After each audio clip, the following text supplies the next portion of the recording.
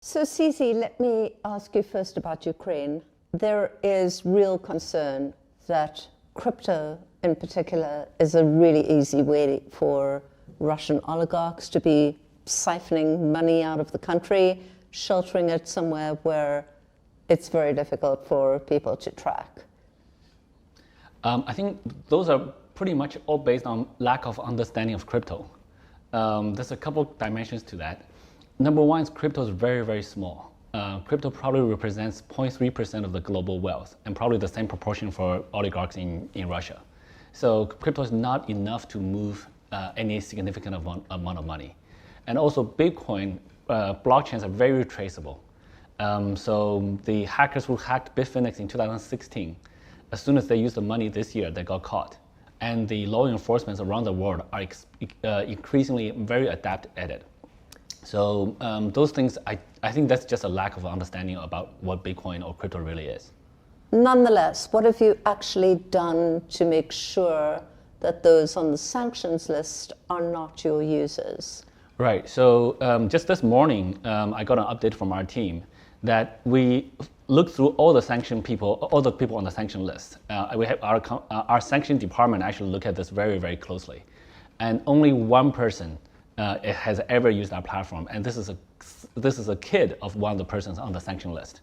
So in that regard, actually, none of the people on the sanction list actually ever used Binance. There has been a call from the deputy president of Ukraine for crypto companies to essentially block the use by Russians. What's your answer to that? And is the answer to basically freeze accounts from Russia? So we thought about this long and hard, and I think basically we don't have the power to decide to freeze a population's assets ourselves. I think that decision power should be resting with very senior levels at the governments, the guys who create sanction lists.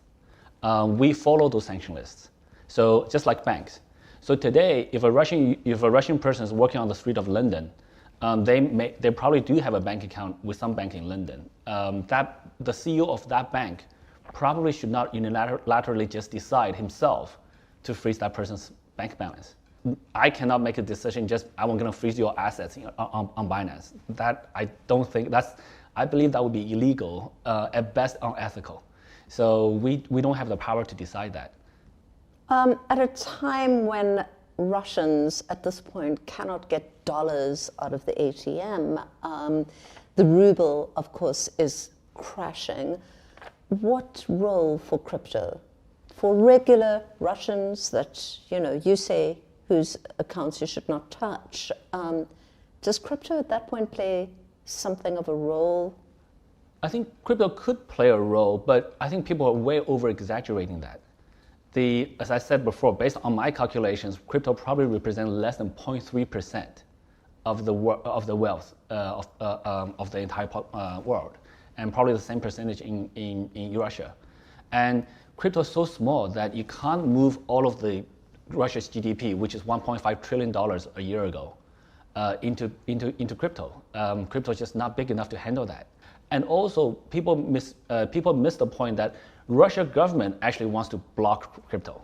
The Russia government actually wants to block. They actually last week issued they're going to block international exchanges. They're going to block people from using international exchanges. Russian banks don't work with crypto exchanges. So for the Russian government actually don't want people to convert from rubles to crypto. That hurts the ruble, which is already crashed, as you said, which is already crashing. So I was talking with a politician here just yesterday, and he says, look, the West should allow Russians to use crypto because that would devalue the ruble, which hurts the current government quite a lot more. So there's different views on that. So crypto is, as you say, tiny, 0.3%. What do you foresee? I realize you don't have a crystal ball, but are we at the beginning of something that is really, really big, and that in 10 years' time we're going to look back and think of this time as being the very beginning of something? So I think it's very hard to predict the future, and it's very hard to predict with very precise timing how the future is going to evolve. But things like e-commerce, in the early days, it had a lot of difficulties, but eventually it took off. And it's very difficult to say at what point is exactly something going to happen.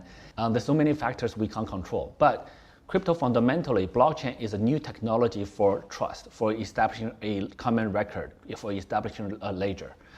This technology will continue to evolve. I think right now in the crypto industry, there's probably a couple hundred million people who have some kind of exposure to crypto. And with this type of a couple hundred million people involved, there's more and more people working on it. This technology is going to continue to evolve, and it's not technology that doesn't go backwards.